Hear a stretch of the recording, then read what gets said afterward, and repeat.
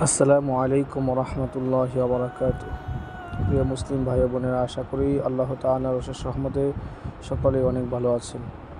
প্রিয় মুসলিম ভাই বোনেরা, আপনারা কি জানেন সৃষ্টি জগতে কে সর্বপ্রথম স্বপ্ন দেখেছিল? না জানলে আসুন আমরা জেনে নিই।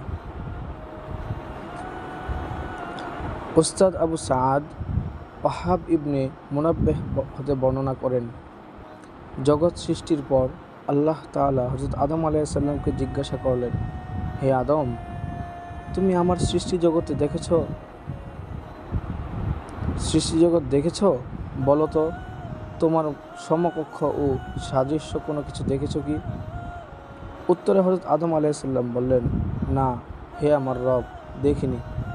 তুমি আমাকে অবশ্যই বিশেষ ফজিলত ও সম্মান দান করেছ, অতএব তুমি আমাকে একজন সঙ্গী সাথী দাও, যাতে আমি শান্তি লাভ করতে পারি এবং তোমার ইবাদত বন্দেগী ও তাওহীদের গুণগান গাইতে পারি।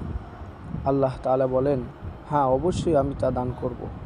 অতঃপর আল্লাহ তাআলা তাকে তন্দ্রায় নিমজ্জিত করলেন এবং তারই আকৃতিতে হযরত হাওয়া আলাইহিস সালামকে সৃষ্টি করে স্বপ্নেই তাকে দেখালেন।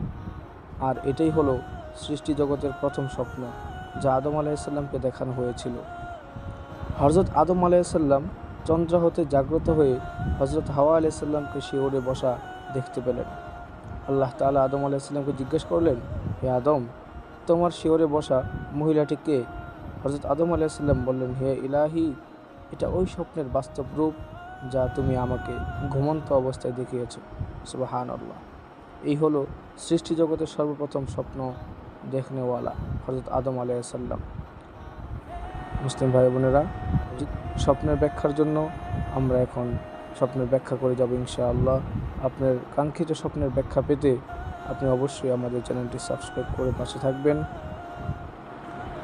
আর স্বপ্নের কথা কাউকে না বলে, এমন কাউকে বলবেন না যে স্বপ্নের বিষয়ে আবোল তাবোল উল্টাপাল্টা স্বপ্নের ব্যাখ্যা দিবে, যার দরুন ক্ষতির কারণ হতে পারে। আল্লাহ পাক রব্বুল আলামিন আমাদেরকে তৌফিক দান করুন। আমিন।